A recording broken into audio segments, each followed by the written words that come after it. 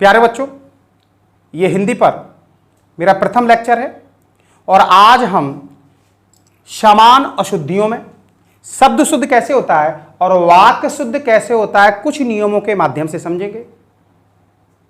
Clear हुआ? और आज हमारा पहला नियम है अनुस्वार और अनुनासिक का भेद। क्लियर?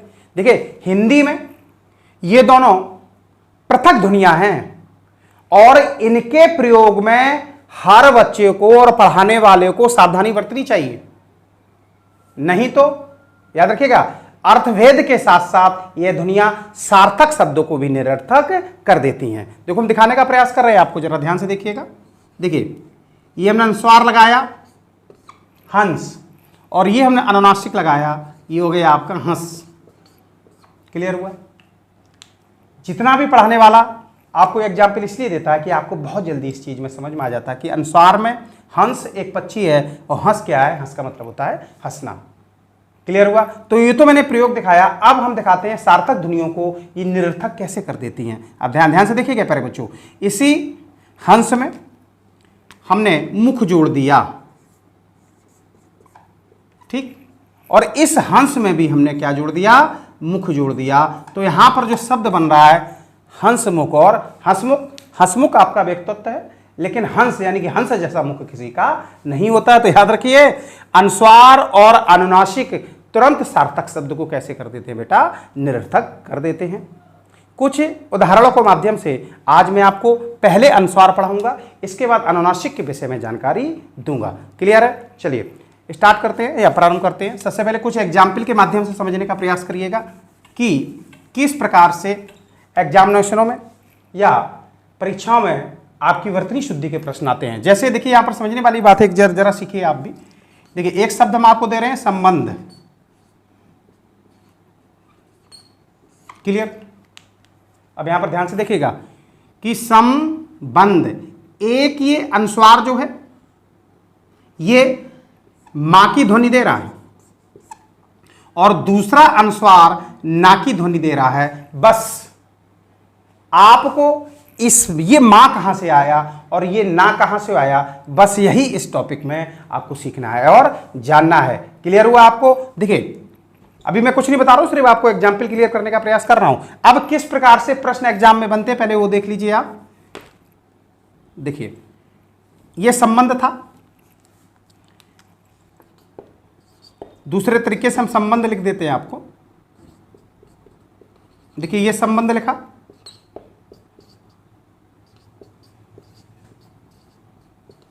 ये संबंध लिखा।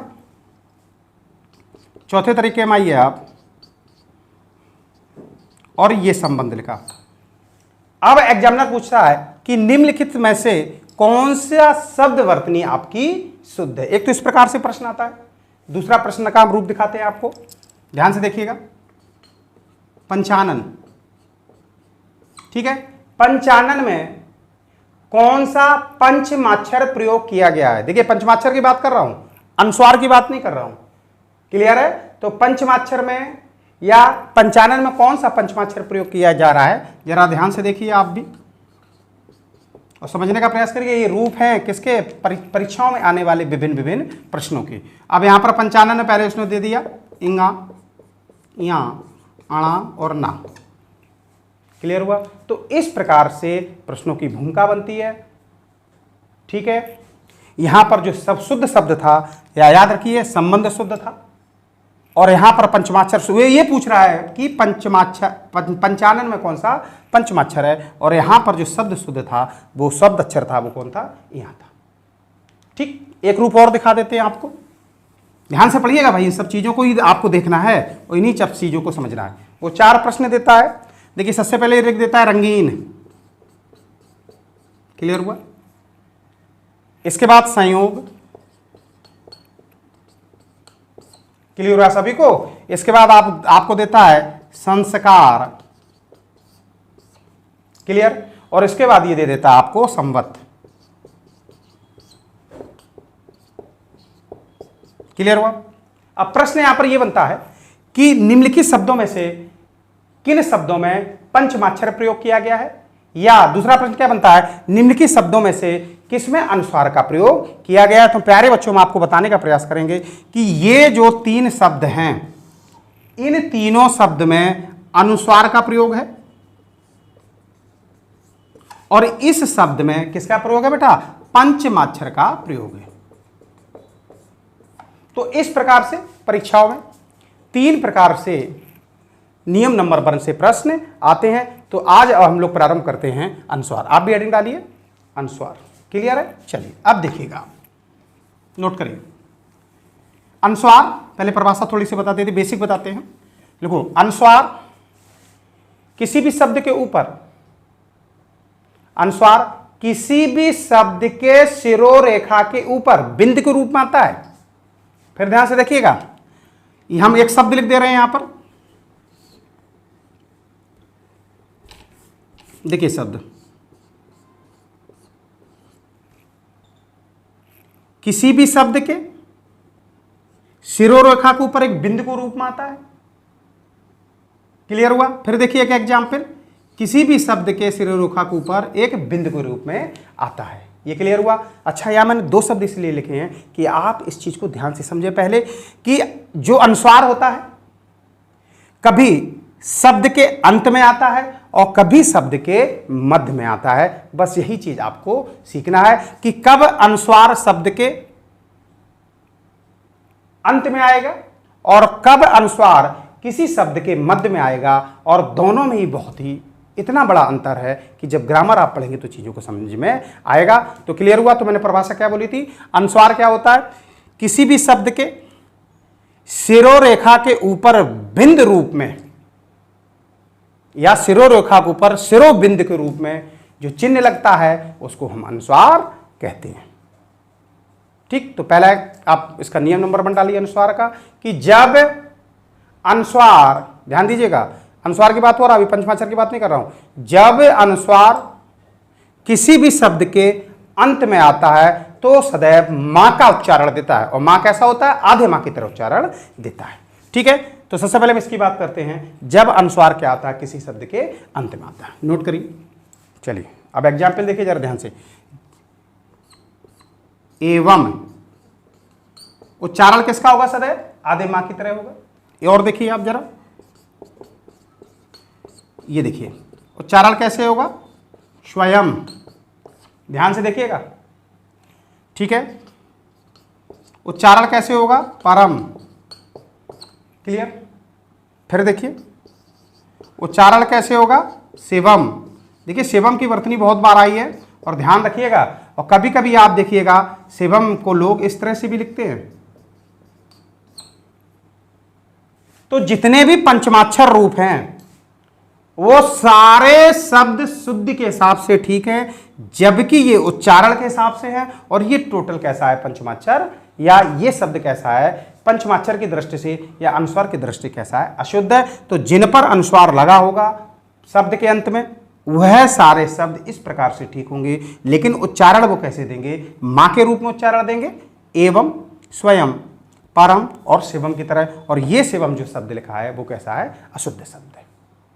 तो छोटी सी भाषा में मैंने आपको ये बताने का प्रयास किया कि कब, प्यारे बच्चों ध्यान रखना, कब शब्द के अंत में जब अनुस्वार आता है तो मां का उच्चारण देता है। और ये आपका उसका ठीक रूप था, और ये कैसा रूप है, उसका उच्चरित रूप है। और ये कैसा शिवम लिखा है, अशुद्ध है। तो मुझे लगता है ये सब समझ में चला, आपको आ गया होगा। अब हेडिंग डालिए, जब अनुस्वार किसी भी शब्द के मध्य में आता है। क्लियर? ध्यान से देखिएगा प्यारे बच्चों, जब अनुस्वार किसी भी शब्द के मध्य में आता है। देखिए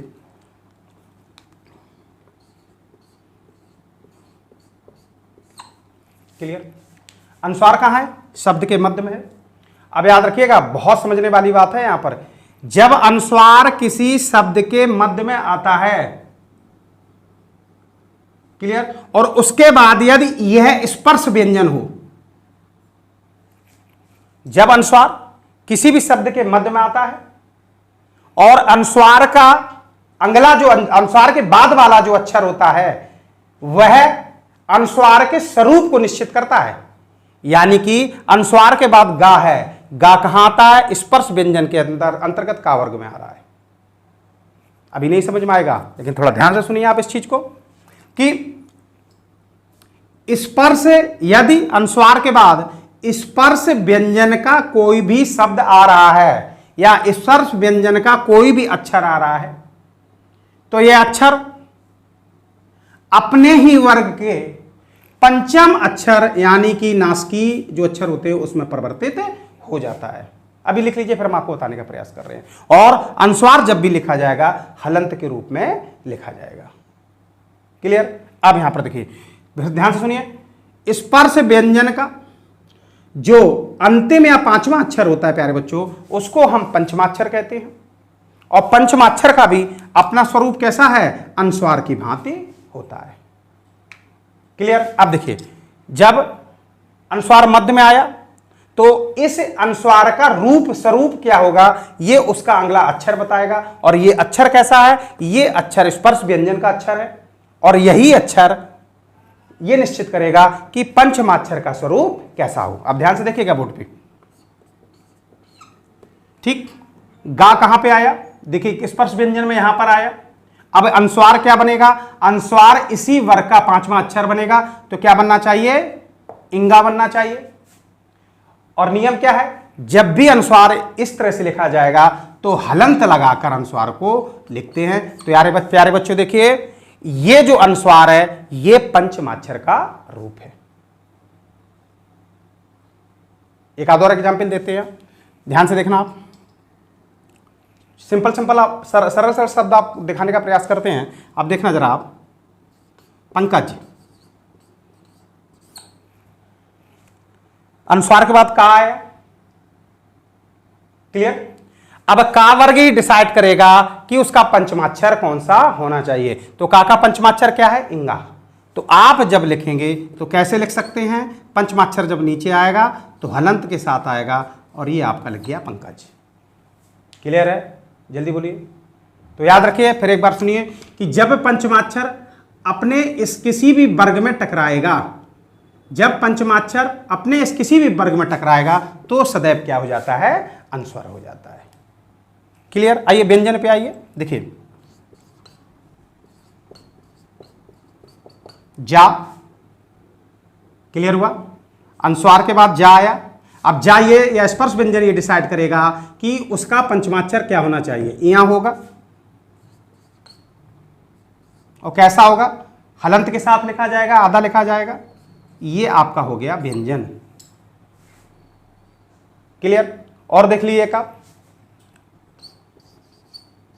ये देखिए लिखा हिंदी।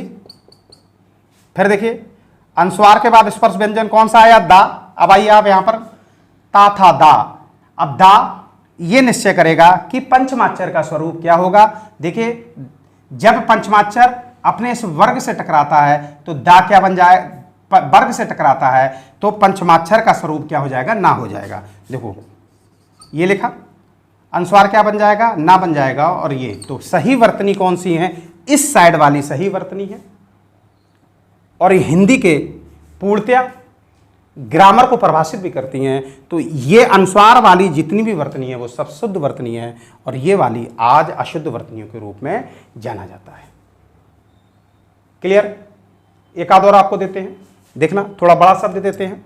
अब ध्यान से आप भी पढ़िएगा, देखिएगा। ये लिखा संभावना। क्लियर? क्या लिखा प्यारे बच्चों? यहां पर देखिए, ये लिखा आपका संभावना। अब ध्यान देना, भाई ये डिसाइड करेगा कि पंचमाक्षर क्या होगा। आइए देखिए, पंचमाक्षर जब अपने वर्ग से टकराया, किससे टकराया मेरे बच्चों? देखिए, इस भा से टकराया, तब ये भा क्या होगा? ये पंचमाक्षर कैसा हो जाएगा? म बनेगा। इसलिए सदैव हम क्या लिखते हैं? संभावना। क्लियर है? तो यहां पर हम संभावना इस तरह से ना लिखकर संभावना का सही वर्तनी क्या है, ये है। तो इस तरह से हमने आपको बताया कि स्पर्श व्यंजन के जो अंतिम अक्षर होते हैं उनको पंचमाक्षर कहते हैं। जिस तरह से शिरोबिंदु अनुस्वार का होता है, इसी तरीके से शिरोबिंदु किसका होता है बेटा? पंचमाक्षर का भी होता है। हुआ क्लियर? चलिए आगे बढ़े। देखिए, ध्यान से देखिएगा, हम लोग अनुस्वार को पढ़ रहे हैं। तो अनुस्वार के अपने दो रूप देख चुके हैं, एक तो अनुस्वार पंचमाक्षर के रूप में आपका आता है और एक अनुस्वार शिरोबिंदु के रूप में ही आता है, लेकिन रूप दोनों का कैसा होता है शिरोबिंदु। अच्छा एक दो एग्जाम्पल दिखाते हैं यहाँ पर और आपको समझ में आएगा। जैसे ध्यान देना, जैसे हम यहाँ पर एक शब्द ले रहे हैं संयोग, क्लियर है, संयोग ले लिया, और दूसरा जो हम यहां पर शब्द ले रहे हैं वो ले रहे हैं, सेम शब्द ले रहे हैं संग। देखिए यहां पर भी अनुस्वार का प्रयोग हुआ है और यहां पर भी अनुस्वार का प्रयोग हुआ है।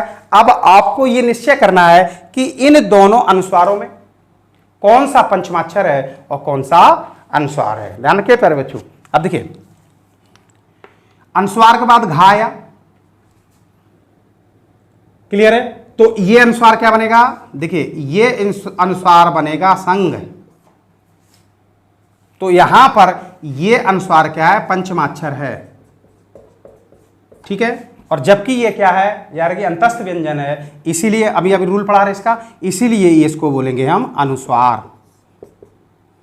क्लियर हुआ, इसको क्या बोलेंगे प्यारे बच्चों, अनुस्वार बोलेंगे। ध्यान से फिर समझिएगा कि संयोग में भी पंचमाक्षर था लेकिन इसको हम अनुस्वार कहेंगे, और संग में भी क्या था बेटा, सही देखिए संयोग में भी अनुस्वार था और संग में भी अनुस्वार था, लेकिन ये अनुस्वार पंचमाक्षर हो गया। चूंकि इस अनुस्वार का अगला जो अक्षर है वो स्पर्श व्यंजन का है, इसलिए ये क्या बना, पंचमाक्षर बना, और ये आपका क्या बना, अनुस्वार बना। हालांकि अनुस्वार शिरोबिंदु ही होते हैं, लेकिन यहां पर अनुस्वार क्या है या पंचमाक्षर क्या है दिखाने का प्रयास किया।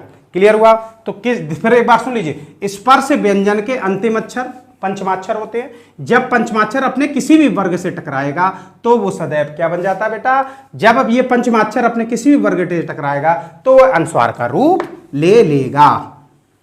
बोलो क्लियर हुआ, नहीं हुआ तो एक और देखिए आप जरा ध्यान से देखना, बहुत इंपॉर्टेंट शब्द है खंड। अब ध्यान से देखना, अनुस्वार के बाद अगला अक्षर डा, ये डिसाइड करेगा कि अनुस्वार क्या बनेगा। आइए डा कहां पे पड़ता है, ये भी देखिए डा यहां पर पड़ता है, तो सबसे पहले हमने खा लिख लिया। अब डा के अनुसार ये क्या बनेगा, अनुस्वार अणा बनेगा। कैसा बनेगा, नीचे आएगा तो हलंत के साथ लिखा जाएगा, और ये आपका बना खंड। तो याद रखिए, जब अनुस्वार, ये अनुस्वार का अगला अक्षर स्पर्श व्यंजन का होता है, सदैव पंचमाक्षर का रूप लेता है। क्लियर हुआ। चलिए अब बात करते हैं, ध्यान से पढ़िएगा कि बहुत ध्यान से देखने वाली बात है प्यारे बच्चों, कि जब पंचमाक्षर आपस में टकराते हैं, ये देखिए, ये जब पंचमाक्षर क्या करते हैं बेटा, आपस में टकराते हैं, तो प्रथम पंचमाक्षर द्वितत्व हो जाता है। जब पंचमाक्षर आपस में टकराते हैं तो याद रखिए प्यारे प्यारे बच्चों, तो प्रथम पंचमाक्षर कैसा होता है बेटा, प्रथम पंचमाक्षर जो है वो द्वितत्व हो जाता है, यानी कि पंचमाक्षर द्वितत्व हो जाता है। देखिए द्वितत्व का मतलब होता है सजाती भी हो जाता है। तो हम आपको बताते हैं सजाती या द्वितत्व। ध्यान से देखिएगा कि जब पंचमाक्षर आपस में टकराता है, यहां पर देखिए कैसे टकराता है आकर में, सम्मेलन, देखने वाली बात है। जब मां खुद मां से टकराएगा तो प्रथम मां कैसा हो जाता है, जल्दी बोलिए बेटा, प्रथम मां आपका कैसा हो जाता है, आधा हो जाता है, यानी कि इसको बोलते हैं सजाती या द्वितत्व। और फिर देखा तो और एग्जाम्पल देखिए, एक और दिखाते हैं, जगन्नाथ। देखिए फिर पंचमाक्षर सजाती या द्वितत्व पंचमाक्षर आपस में टकराते हैं तो प्रथम पंचमाक्षर कैसा हो जाता है, आधा हो जाता है। ये तो सजाती द्वितत्व की बात रही। अब हम बताते हैं जब पंचमाक्षर, दोनों ही पंचमाक्षर कैसे हों, अलग अलग हों। देखिए कैसे होंगे दोनों को, देखिए जा न में, ठीक, यहां पर देखिए ना किससे टकराया, मां से टकराया, इसलिए ना कैसा हो जाता है, जन्म हो जाता है। यानी कभी भी याद रखना, जब दो पंचमाक्षर आपस में आएंगे तो पहला पंचमाक्षर सदैव आधा हो जाता है। इसलिए हम लोग क्या लिखते हैं यहाँ पर बेटा, इसीलिए यहां पर हम लोग क्या लिखते हैं, इस तरह से जन्म लिखते हैं। एक और दिखाते हैं तन में, ध्यान से देखते जाइए, ना मां से टकराया तो ना कैसा हो जाएगा, आधा हो जाएगा। क्लियर हुआ। और दिखाएं आपको, देखिए उन्मुख,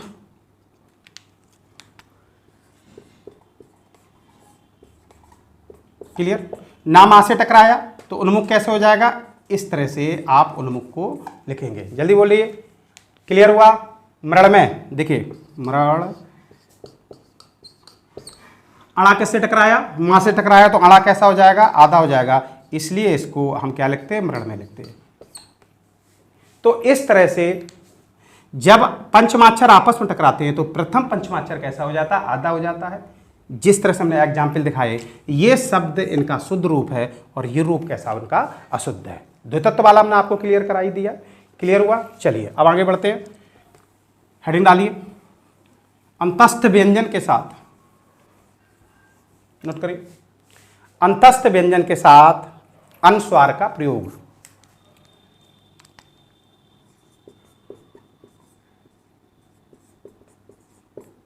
क्लियर हुआ। कौन कौन से अंतस्थ व्यंजन है, या, रा, ला और वा। क्लियर है।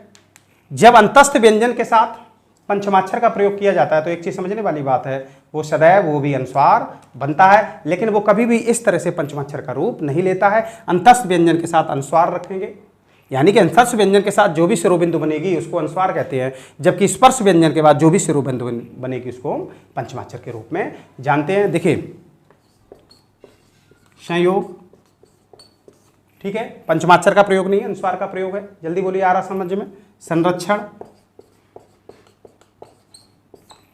क्लियर, जल्दी बोलिए। अब यहीं पर अगर हम संगीत दे देते हैं, ध्यान से पढ़िएगा, संगीत, अनुस्वार के बाद गा आया, ये देखिए, जब अनुस्वार के बाद गा आया तो इस संगीत को कैसे लिखेंगे, इस संगीत को लिखेंगे, देखिए इस तरह से, ये पंचमाक्षर हो गया, यानी कि यहां पर ये पंचमाक्षर है और इन दोनों शब्दों में इस समय ये क्या बेटा, अनुस्वार के रूप में कार्य कर रहा है। एक आध और एग्जाम्पल देख लीजिए, संवेदना, अक्सर आ जाता है शब्द, संवेदना का शुद्ध रूप क्या है, संवेदना। क्लियर है। कौन सा है, अंतस्थ व्यंजन है, वा आया, इसलिए अनुस्वार के स्वरूप में कोई चेंज नहीं होता, अनुस्वार स्वयं अनुस्वार की तरह लिखते हैं। कभी कभी संवेदना इस प्रकार भी लिख देते हैं बच्चे, तो ये उसका कैसा रूप है, गलत रूप है, क्योंकि ये आपका क्या दिख रहा है, ये आपका पंचमाक्षर का मा दिख रहा है, ये संवेदना गलत है और ये संवेदना यहाँ पर शुद्ध रूप है। आगे बढ़ते हैं, अंतस्थ के साथ साथ आइए आप ऊष्म व्यंजनों पे हेडिंग डालिए, ऊष्म व्यंजन। ध्यान से देखिएगा और ध्यान से समझिएगा।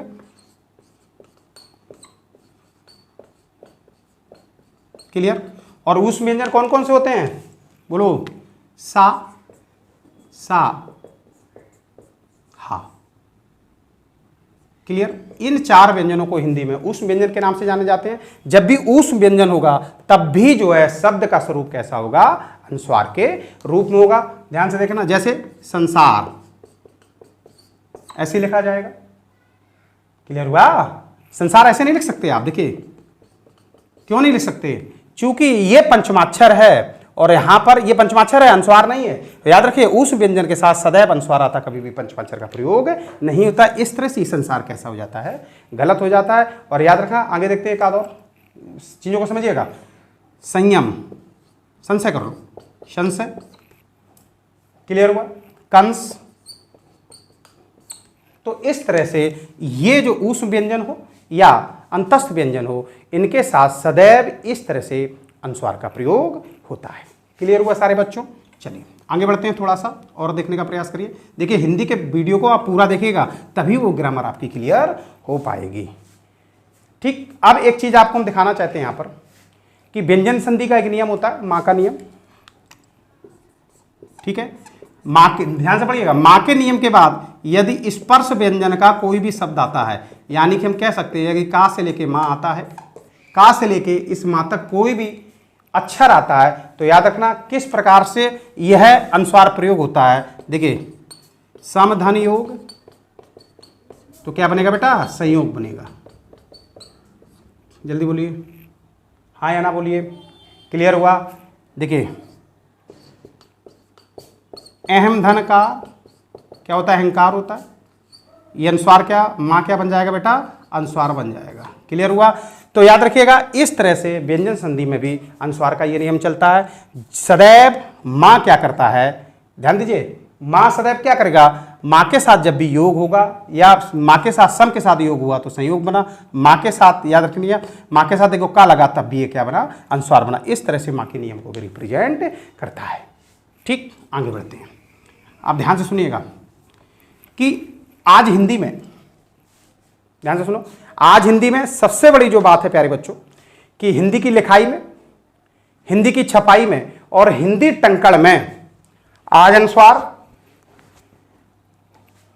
हिंदी के शब्दों की लेखन गति और स्पष्टता को भी यहां पर दर्शाता है। जगह ध्यान से देखिए, जैसे हम संधि लिखेंगे तो ना के साथ हमने धा लगाया तो लिखने में क्या हुई, उतना हमने तीव्रता से स्पीड को नहीं पकड़ पाया या उतनी गति हमको नहीं मिल पाई। लेकिन इस तरह से संधि आप लिखेंगे तो आप गति को पकड़ लेंगे। क्लियर हुआ? तो कभी कभी क्या होता है कि शब्दों की लिखाई में, छपाई में और टंकण में बहुत ही अनुस्वार का प्रयोग करके शब्दों को आसानी से लिखा जाता है और शब्दों की गति भी बढ़ाई जा सकती है। और एक चीज और याद रखिए, बाबू श्याम सुंदर दास और अन्य विद्वान ये मानते हैं कि पंचमाक्षर की जगह, यानी कि इन इंगायाणा नामा, इनकी जगह सदैव अनुस्वार का प्रयोग ही शुद्ध है। अब हेडिंग डालिए, बहुत इंपॉर्टेंट चीज बता रहे हैं। अब हम बता रहे हैं आपको इस अनुस्वार के अपवाद। अब बात जानना आपके लिए बहुत जरूरी है, चलिए नोट करिए। हिंदी में कुछ अराजकता पाई जाती है और उस अराजकता को,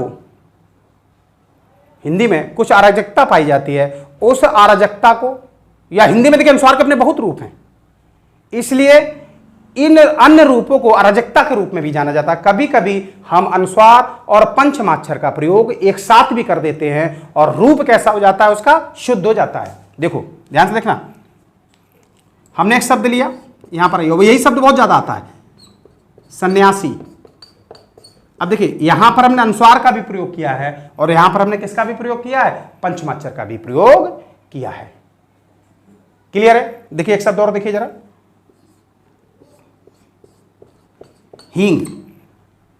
ठीक, देखिए ना यहां लगेगा, अभी हा का नियम पढ़ाएंगे तब बताते हैं आपको कि ये सब सिस्टम क्या है हिंदी का। जब हम क्या पढ़ेंगे, संयुक्त वर्ण पढ़ेंगे तब बताएंगे। देखिए यहां पर अनुस्वार के साथ ना आया, यहां पर अनुस्वार के साथ ना आया, तो कहीं ना कहीं अनुस्वार का भी प्रयोग आपको देखने को मिला और पंचमाक्षर का भी प्रयोग देखने को मिला। ये दोनों शब्द कैसे हैं, शुद्ध शब्द हैं। आ रहा समझ में? देखिए एक चीज और समझिए, जैसे इसकी बात करते हैं, जैसे आप चिन्ह लिखते हैं, जबकि चिन्ह की सही वर्तनी है वो क्या है, हा के अंदर ही ना आता है। क्लियर हुआ? चलिए, अनुस्वार के जो बेसिक नियम थे या अनुस्वार की जो अराजकता थी, मैंने आज आपको बताने का प्रयास किया। अच्छा एक चीज और रखिए, हम आपको आगे बताएंगे छोटी का नियम। यहां पर देखिए, ये पश्चिम शब्द सही है या ये पश्चिम शब्द सही है, ये आप हमको प्लीज कमेंट्स बॉक्स में लिख के बताएं और ये भी बताएं कि क्यों। ठीक, एक बार आपको जल्दी से हम रिवीजन करा देते हैं। देखिए प्यारे बच्चों, आप वीडियो को पूरा देखिएगा, चूंकि ग्रामर है, आप ग्रामर के एक भी पॉइंट को नहीं छोड़ सकते हैं। आप सुनिए, एक बार जल्दी से रिवीजन आप तक कराते हैं।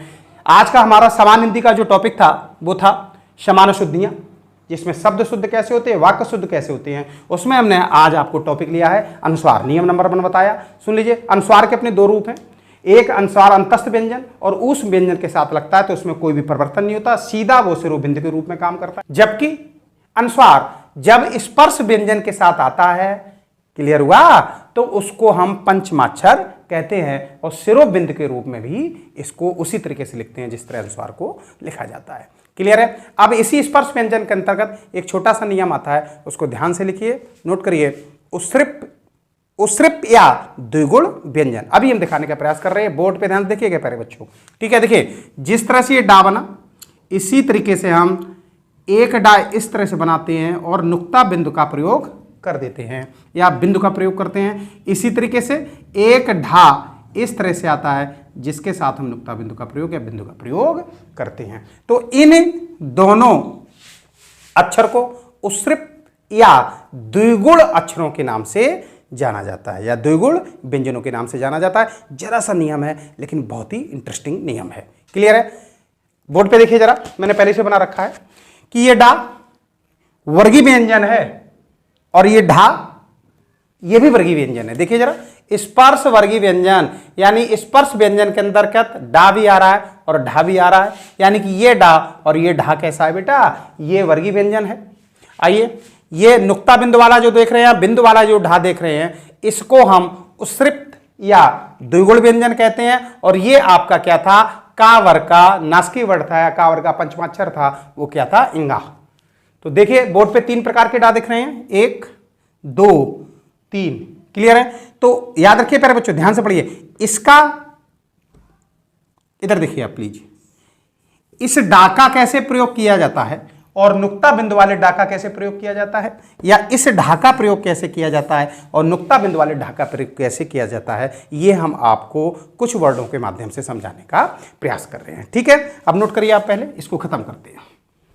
क्लियर है? अब देखिए, चलिए सबसे पहले बात करते हैं इसकी। ठीक, देखिए ध्यान से देखिएगा, हेडिंग डालिए, उत्सृप या द्विगण व्यंजन। क्लियर है? और इनकी संख्या कितनी होती है? देखिए आ चुका है, कुछ क्वेश्चन आ चुका है। उत्सृप या द्विगुण व्यंजनों की संख्या कितनी होती है हिंदी जगत में? इनकी संख्या कितनी होती है प्यारे बच्चों? 2 होती है।